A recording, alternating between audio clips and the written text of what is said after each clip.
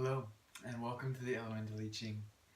I say often with these videos to come drink some tea with me while we listen to the elemental essence of the Jing keys and of the Tao and of the I Ching. And so today we're actually in Heaven's Tea Temple here at Wonderland.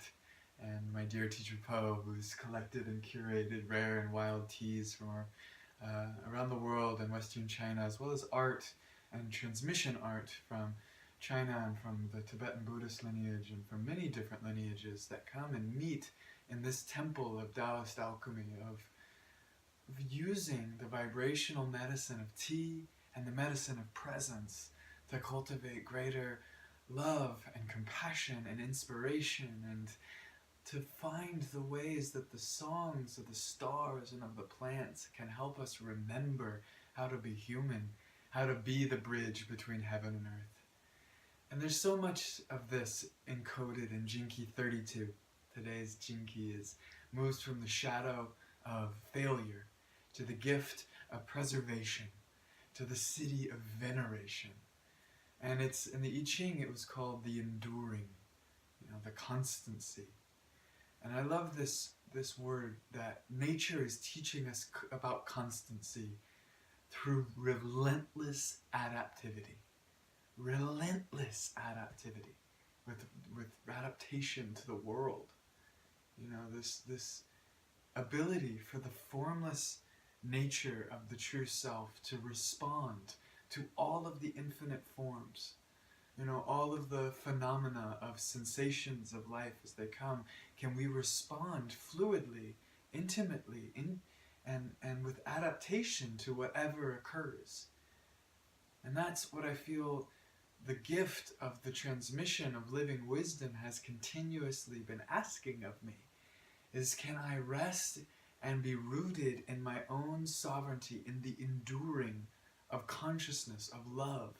Throughout all change, there's this thread of living wisdom that still connects everything, even as it infinitely changes, right? Love is eternal, and yet life is never going to repeat itself. There's always this freshness, this change. And yet in that, there's this eternal breath of something, an invisible force that's deeper than the endless phenomena of life as it changes and evolves. And so this key is the interrelationship between the gentle wind, the gentle wood rising up, the invisible, subtle, yet penetrating influence of life, and the arousing thunder, the striking lightning bolt, this involution of spirit that's piercing down, the shock and awe that actually erupts and vibrates so that it can shake everything loose for awakening, for realization to occur. This is the awakening of clarity. And so right now, these two, these are programming partners. This is a very special relationship between that wind and thunder, and here they are in this key dancing together to discover what is enduring is this relentless adaptation with life. And both of them are very change agent qualities, that gentle wind spiraling and that arousing thunder of awakening. Right now there's storms and turbulence and this balance of vast power that the wind and the storms can have, and inviting us into that softness that we spoke about last week, the ferocity that softness can bring. That's what the energy of this key means for me, is there's a subtle yet invisible force. I was reading from from the Essential I Ching, and I loved this idea that thunder and wind are both these affects of invisible forces. So thunder is when the air is heated by lightning as it runs through and we hear the thunder. And the wind is when the colliding cold and hot pressure systems combine. It's the influence from these invisible systems. And that's what's constantly moving us, is this transmission of wisdom that's invisibly moving us, the infinite realms of the enlightened ancestors that are holding us, whether we know it or not. You know, and I speak from my own belief system in some ways, but just my cellular walk through my life. You know, I feel very called to this lineage of the transmission that was carried for so long through the Tibetan Buddhism and through these various profound lineages of love, compassion, of light, of life, of awareness and mindfulness, of equanimity and the generosity of loving kindness. You know, and I find myself drawn to Native American traditions. I find myself drawn to the lineages of the Taoists and the shamanic traditions of the Amazon and the Andes, and I feel drawn to the bardic traditions and the Celtic spirals that remind me of where those stories that came from my blood, you know, that still sing through the generations. And this key is all about these fractal lineages and their intertwining and the network. It's like those massive trees that are huge on the outside, but their root system is constantly spiraling through all of time and space. And speaking of time and space, the one of Richard would even say that this work is a terma, you know, from the Padmasambhava tradition. The termas, the hidden treasures throughout all time and space. You know, and in my own journey, I worked with Roman of the Paititi Institute, the preservation of indigenous wisdoms and cultures, and the medicine work and the wisdom traditions and the art and the magic of these different the synthesis of different systems, while honoring and maintaining the truth, undiluted medicine from each of these traditions. And in that work, even he would share this story of Padmasambhava coming to the Andean kings and taking them around the world, and how these two cultures that are worlds apart had known about each other on some deep level. Because for me, when I tune into the root system of the transmission of living wisdom itself, it's not just isolated into specific sects, into specific faiths that hold all of the truth, that there's this bridging of power, love, and wisdom by listening to its many branches, you know. But the truth is not isolated inside those branches. It is the collection, it is the veneration of life, of all of these systems. That, as we say here at Wonderland, there is only one door to the true human heart, and yet there are many keys. And these transmissions and these wisdoms, there's all these opportunities to see. So I bring to life all of that transmission. This is my radiance key. I can feel my own excitement when I breathe into, when I graft this young sprout of who I am. I'm very young. I'm young on my path. I'm learning. I'm growing. And when I tap in to these deep roots of these transmissions, something awakens within me, the awakening of clarity. That is veneration, the awakening of clarity. It's something beyond myself, yet that I am a part of. I am spun into this ladder, into this tapestry, into this great wave of wisdom, you know, that where my voice gets to be a part of that symphony. And so for the human journey, as we are on this awakened journey, this you know, initiative to follow our intuition, preservation honors the spirals of each of these traditions, you know, of a tradition. And you follow the intuition that's guiding us, these myelinated pathways through time. Because we have to balance both that deep yin, that listening, that softness, and then follow with our initiative, with our actions, with our right actions, you know, aligning unconflicted behavior, aligning our actions with the wisdom that we're receiving. You know, and it's all rooted in this great journey of awakening failure, right? Failure, the myth of failure, as they say, the agitated unease. You know, I'm afraid. I know in my life, because I have this key. I have 28 in my heart. Both of these ring of illusions. The crippling fear of failure. The crippling fear of not being good enough, of not being worthy, of causing harm. You know, this hiding that wants to run from this feeling of unease and is so electrified by the sensations that I feel, that I panic and react from this place of failure. I know where that lives in me. You know, I don't, if I'm not good at something immediately, I quit and I run from that experience. I've found that pattern in my life. So to name these patterns of fear and of constriction and of you know, ways that I isolate myself from the tribe, it's hard for me to ask for help. It's hard for me to admit that I need help and support from people. And I have this agitation that is so upset with feeling unsafe that it controls my actions from a fear and anxiety and anger-based place.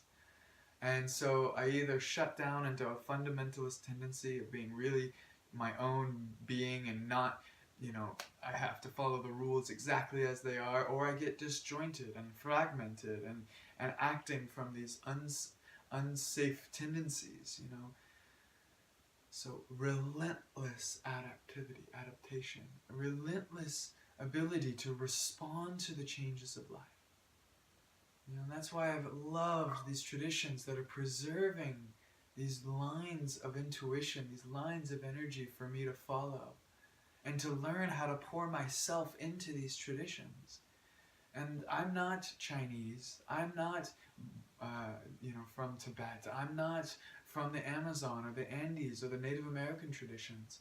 And I think that there's a really important conversation that is happening on one level around, you know, the difference between synthesis and cultural appropriation, you know, the running from system to system. There's this great quote from Shakespeare: "'Tis not the many oaths that make the truth, but the plain single vow that is that is true." You know, that is vowed true. I love this because it's not about committing half-heartedly and falsely to all of these different scattered ideas, but to vow to the single truth that guides my spirit home, the intuition that I'm listening to, that affirmed path, and following that with right action. And where the myriad of ways, the myriad branches of this one tree of truth, but to not get fundamentally attached to these exterior branches of truth, but to graft myself to the deepest root, to the root of wisdom. Because all these traditions, they're birthed from similar, as my Qigong teacher's musical project is called, one root. There is one root that connects these traditions. And there's a reason for their beautiful styles and exquisite natures that grow out and branch and become all these different ways of describing that one ineffable truth. And so it's a mindfulness for me, especially as a white, privileged male, you know, and an orphan from tradition, an orphan from the rites of passage, an orphan from some eldership that would guide me through these steps as they once did, as I hear the tales of master apprentice once were. You know, and grateful in my life to find teachers that I resonate with, to be able to follow the path that others have followed for so long, and not as a collapsing into a faith and a collapsing into a structure, a rigidity. You know, the gentle wind and the arousing thunder, they're elements of change. They're about breathing life into the traditions, because when ritual becomes habitual, it's lost its meaning. When we're just, you know, how long I learned different practices that were dead, they were hollow inside. And not to blame or judge anyone's system, but if it's not alive, if it's not breathing that sense of profound power and deep wisdom inside itself, then what are we even doing? What are we following? What rigidity are we getting stuck into? The enduring is the living wisdom that is always here and is informing us whether we know it or not. So my path in this preservation has been to honor, to venerate, to give thanks to the ancestors, to the enlightened ones, to these traditions, to the many roads of enlightenment that guide me back home to this center moment, where the spaciousness of who I am is relentless adaptation, constantly responding to life with freshness, with the consciousness, with the aliveness, with equanimity to all things, right? Its programming partner is detachment and celebration, the generosity of being fully equanimous. With my loving kindness, I can meet all of the places of the difficulty in my life.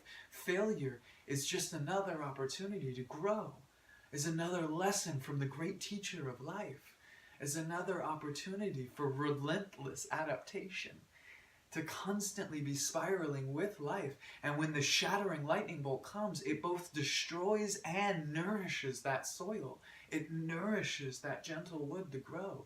This is the yin wood and the yang wood meeting for the cultivation, for the green dragon to arise, for the strength and ferocity of our own gentleness to be matched. The dragon is the power, and the love is the wisdom, the compassion that's able to ride that power, that uncontrollable life force, into its highest direction, guided by the light of the stars, guided by the transmission of wisdom, guided by the enlightened ancestors that hold us. This is my feeling. This is my orientation of every cell in my body when I practice, when I cultivate, when I take refuge in those jewels of enlightened awareness of the great teacher within, of the great teachings that sharpen themselves, the stainless wisdom that continues to refine itself throughout all time and space, that guides me on this path, and that great community of beings who are choosing to face into the darkest places, into those shadows, into that failure, into that expectation, and emerge victorious, and to meet that with love, to integrate those separate parts of ourselves and celebrate this great life in its totality and its immortal presence of love, and not love as an angry rejection of hate, but love as the acknowledgement of everything, of this awakened clarity, and to be able to see my life with that awakened clarity every day. Like, I honor those that have been models of that for me in my life, so that I can persevere and preserve that wisdom through my own living, life as art, through my own walk in this world. Now, thank you for joining me on this journey of veneration and giving great thanks to all of my teachers that have guided me to this space, and giving great thanks to all the generations to come. May we preserve a garden, a precious garden, that can be healthy and fertile ground for these new seeds of the children of the next generation to be planted in, to grow strong together, and to let those Buddhas teach us, right? To let those children teach us how to grow and to grow strong. And also dedicating all of the merit of what we do when we cultivate, and dedicating that to the liberation and love and compassion for all beings. Because to truly be connected to this spiral, to this Jacob's ladder of life and death, is to understand that we are not failing. Sure, a tomato plant doesn't survive this crop, and we don't get to harvest that particular fruit, but we can preserve the wisdom of learning from those mistakes and planting again. Because the enduring quality is consciousness responding relentlessly with adaptation to all of life's challenges. So acknowledge where things have fallen apart, to where things have broken down. That lightning bolt of change has shattered something. And then let the gentle wood grow from that desolation, from your own destruction. Great new life wants to thrive, because life is ever enduring. Life is the constancy of life. Life is its own protector, its own constant purification of itself, and we breathe and become reconnected to that cycle of reciprocity. All the bounty of the world's awakened clarity is available to us. So we give thanks for this incredible opportunity. That's my prayer today. So thank you for joining me for this cup of tea, and may we continue to honor each other and honor this planet and honor the beauty of presence with one another, to preserve the highest good, not as declaration against the evil, but as a reclamation of those lost parts of our souls. We are victorious, so let us live in victory.